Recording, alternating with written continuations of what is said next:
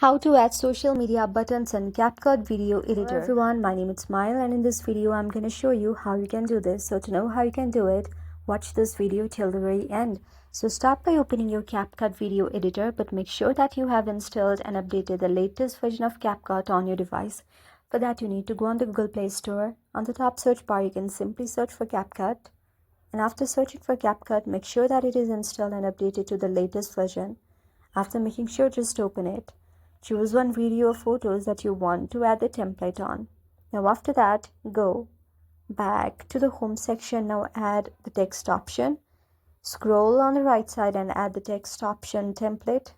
On the search, you can simply search for I want to search for YouTube here. And when it hit the search button right here, I will see many templates right here. So if I want to add this like option right here, I'll just tap on it and I can freely move it anywhere I like.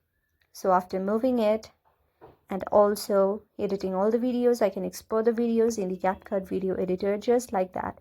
So that's how you can do it. I hope you like the video. If you like the video, then please do hit the thumbs up and subscribe button, and also comment in the comment section below. Thank you for watching.